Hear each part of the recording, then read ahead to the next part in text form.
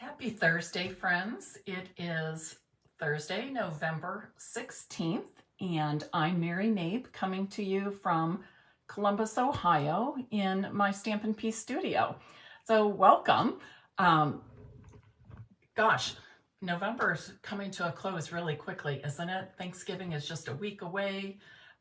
This weekend, Sunday, is my Emily's 27th birthday. So my baby is 27, but the family's getting together to celebrate Emily, and I'm looking forward to that.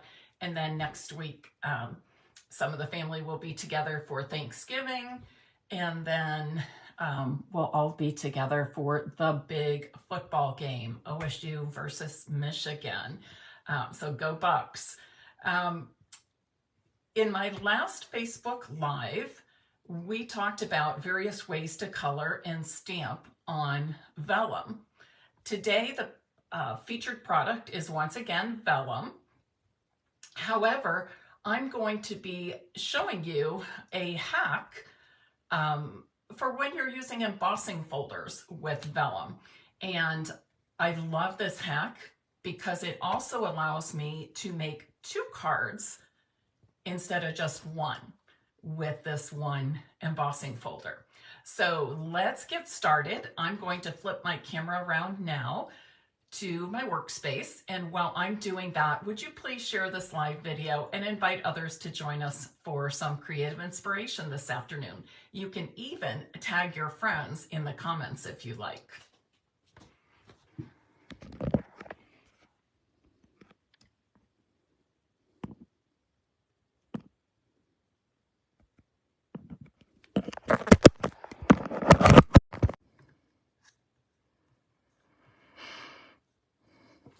Facebook, what are you doing to me? Okay, are we back live? Can somebody tell me yes or no if you see and hear me?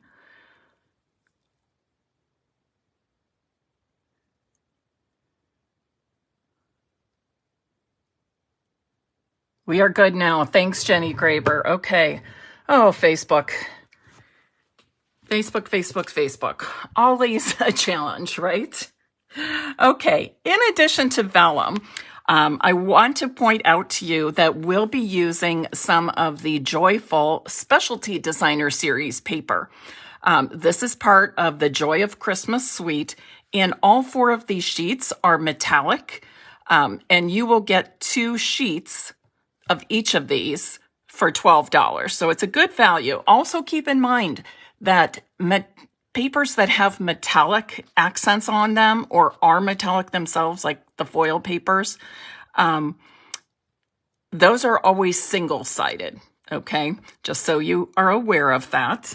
But let's get started. Oh, and I'm also using a sentiment from the Christmas Classics stamp set. So we're nearing the end of our catalog season, so look for some retiring products next week. The reason I want to show you this hack today is, have you ever embossed vellum with a folder and it splits or cracks or tears like these do, or like these did, I should say? Do you see that? Not nice, right? Sometimes we can hide them, but sometimes they're more obvious, and we don't want to have to hide them.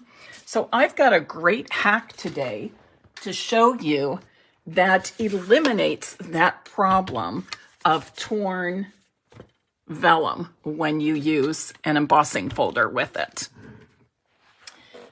So I've previously cut a piece of vellum that measures 4 1/4 by 3 inches.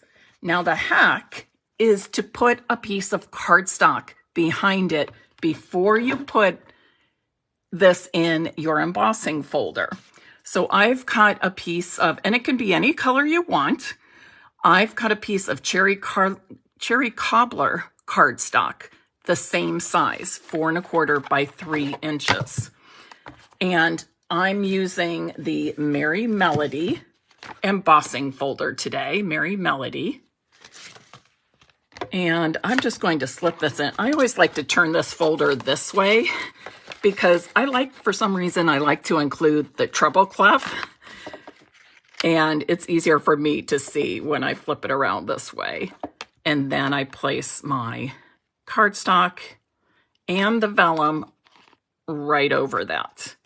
And because of the straight lines on the music, what do you call it? Not music staff. Is it called a staff? Whatever, the music lines, you know what I mean. You want your paper to be very straight in this folder. Some embossing folders, you don't need to worry about that. Now, before I emboss this, roll it through my Stampin' Cut and Emboss machine, I'm going to turn it this way. Does anybody remember why? Because the fold is here. You always want the folded end of your embossing folder to go through the machine first, okay? Folded end of the embossing folder goes through the machine first. And when I'm using a 3D embossing folder, I need plate 1 on the bottom and then plate 4 on the top of my embossing folder. I roll that through. Let me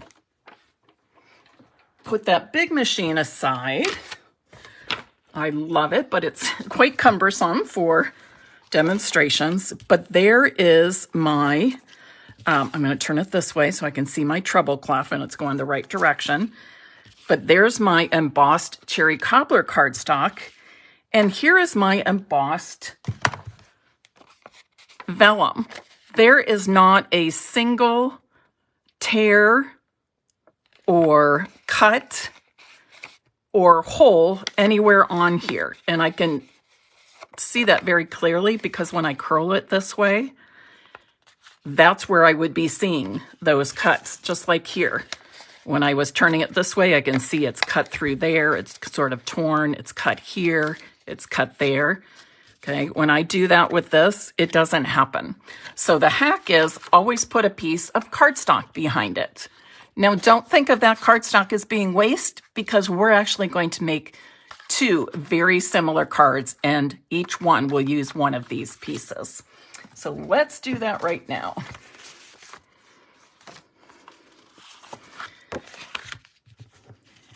I've got 2 card bases, and of course you know that you can get 2 card bases from one 8.5 by 11 sheet of cardstock.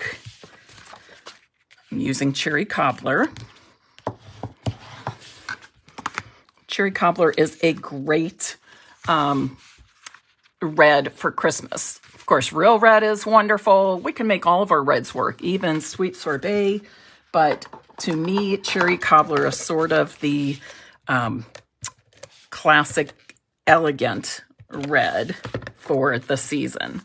Now, I'm already previously cut some of the, what did I call this? Christmas, joyful specialty paper, the joyful specialty paper. And I wanted this to completely cover my card front. So I've cut it to 5.5 by 4.25, which is the very same size as my card front.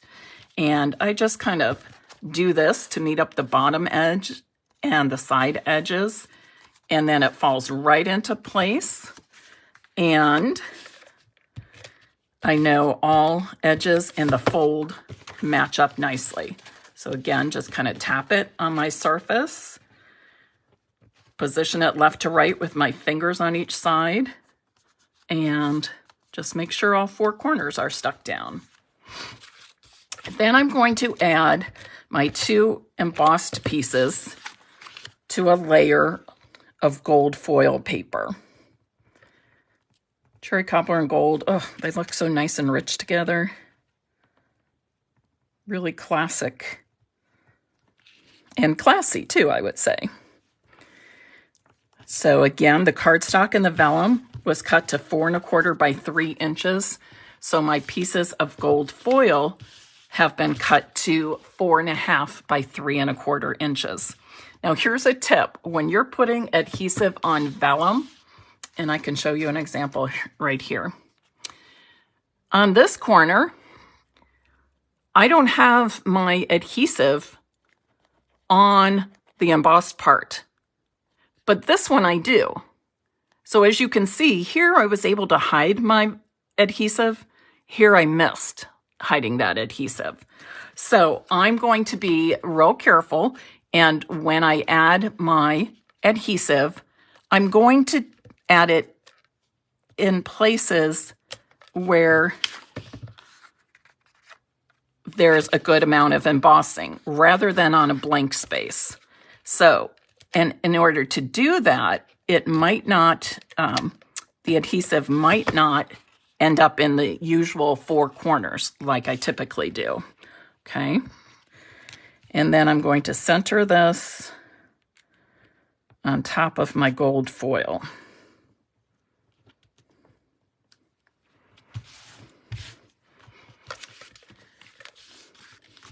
Okay, before I finish the front, I'm adding basic white cardstock to the inside of each card. These pieces measure 4 1/4 by 4 inches, so I have that border of cherry cobbler all the way around.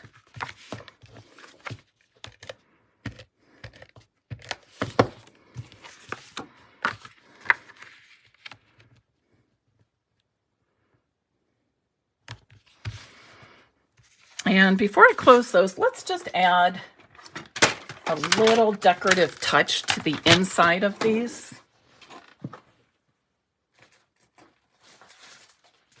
And I'm going to do that just by adding a little strip of this specialty paper. Now you can do a strip that goes vertical or one that goes horizontal. And if you noticed, I just pulled this from my packet. It's a scrap, okay? Now it's a little wider than I want. It's just over an inch. So I'm going to trim that down. I want it to be, I'm going to go with 3/4 of an inch. Usually I do 3/4 of an inch to a 1/2 inch. Sometimes I do 1 inch. I typically adhere it vertically on the left side, but I have been known on occasion to put a strip on both sides. So you play with it and you see what you like. And I need each of these to be 4 inches high because that's the height of my white cardstock on the inside. And for this, I'm going to use,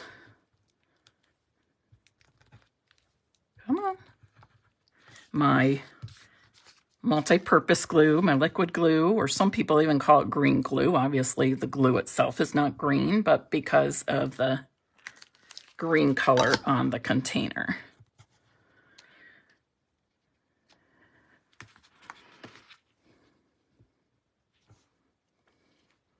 I'm trying to remember which direction the music notes go.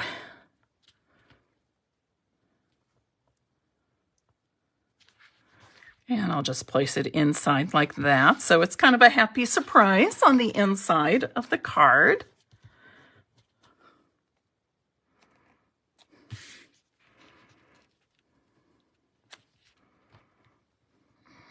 And it still leaves plenty of room for me to stamp or write a message if I want. But I'm actually going to put a sentiment on the front of my cards. And I'm attaching, oops, make sure it's the right direction. I'm attaching my layers to the center of the card front.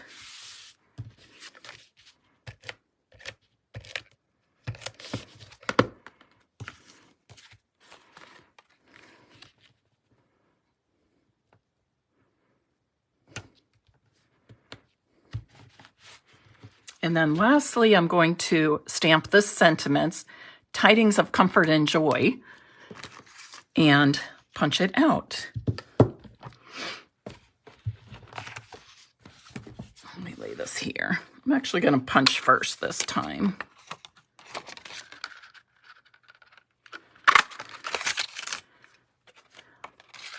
Sometimes I stamp first and then punch, or die cut, and sometimes I punch first. But I want to use every bit of this cardstock, so that's why I punched first this time. But you do what's most comfortable for you, okay? And the purpose of punching from the back side is that so if we stamp first, we can center our stamped image or sentiment inside that punch. But because this is a photopolymer set, it's clear, I can see through it. This typically works pretty well.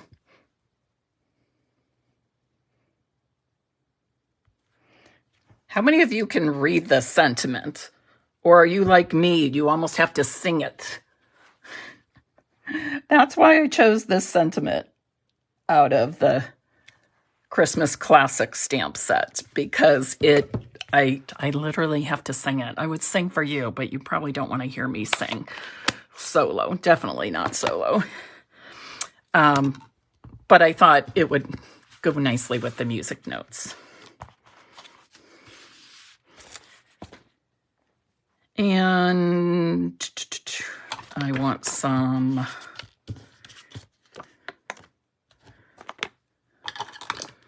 dimensionals. Ruth, you weren't singing to it until I mentioned it. Oops, sorry.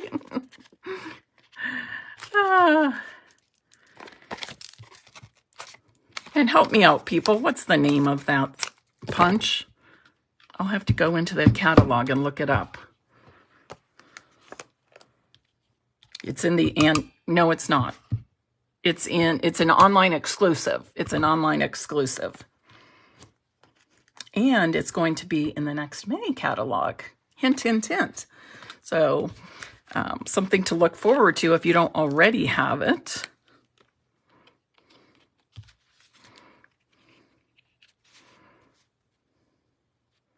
And I'm putting my punch sentiment right in the center. You can see the cards are exactly the same, with the exception of one has the embossed vellum and one has the embossed cardstock. And again, we layered those two pieces. That was the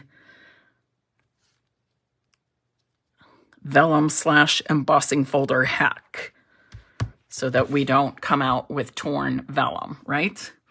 All right, let's add some embellishments. Okay, for this one, can you tell the gold is my favorite out of this pack of festive pearls? I'm just going to add 3 of these festive pearls right onto the tag, just like that. And then on the other card, I've chosen a different embellishment. This is the blooming pearls, and I have these 4 gold pearls left. And I'm going to add these a little bit differently than I typically do. I'm actually putting 1 in each of the 4 corners. That's typically not how I place embellishments, but on this particular card, I love how it kind of frames out the whole thing. So sometimes it's good to mix it up a little bit, don't you think? Try something different. All right, so there are the 2 cards. What do you think now? What do you think? Tony, thank you. Heartfelt hexagon punch. Heartfelt hexagon punch. I always love it when you demonstrators are watching and remember the name of a product that I forget. And ironically, I checked that out before I went live too. All right, so if you would like to have your name put into the drawing to receive one of these beautiful holiday cards, type in the comments now, comfort and joy. Comfort and joy. Okay. Kathy, I lean a little more towards that too, but you know cherry cobbler is my favorite red, right? Now, I want to show you 2 more cards I made earlier today, and I used basically all the same products, the Joyful Specialty Designer Series paper. I used the vellum and gold foil. I did switch out the cherry cobbler for shaded spruce and chose a different pattern paper from the Joyful DSP pack. And instead of using the Heartfelt Hexagon Punch, I used one of the tailor-made tags. Merry Christmas is from the same stamp set, Christmas Classics. And notice I added just a punch of color in addition to the shaded spruce and the gold by stamping the word Merry in cherry cobbler. And that's easy to do because I love this set. It's got great sentiments. Peace on Earth is one of my very favorite sentiments ever. But I like that you can mix and match different things here. All right. What do you say we stamp a bit on the envelopes? Where are my envelopes I brought out here? Let's just put a little something on our envelopes. I've got the holly and the berries from the Christmas Classics stamp set. And I'm just going to very, very quickly stamp them on the corner of my envelope. Now, typically when I stamp an envelope, I stamp in the lower left corner. Okay. The reason I stamp there is in the upper left corner, you put your return address or your return address label. In the upper right corner, we put the stamp. And typically we're writing we do write the address here, and the zip code goes right down here. So I don't want my stamped image to interfere with all those other elements that go on the card. So those who win one of today's cards will also have a stamped envelope to use to send it in. All right, everybody. Thank you so much for being a part of my Thursday afternoon. I hope you feel inspired, and I hope you learned something new about using embossing folders and vellum together. And if you missed my last Facebook Live on coloring on vellum, be sure to check that out right here on Stampin' Peace with Mary Knabe as well. And both of these will be going to my YouTube channel and blog very soon. Now, next week is Thanksgiving here in the USA. I will be getting together with family. My plan is that I will do a Facebook Live on Monday at 5 p.m. Eastern Time as usual, but I will not be live for a demonstration on Thursday next week, which is Thanksgiving Day here in the US. Alrighty. Have a great weekend, and remember, make somebody's day by sending a hand stamp card today. Bye-bye.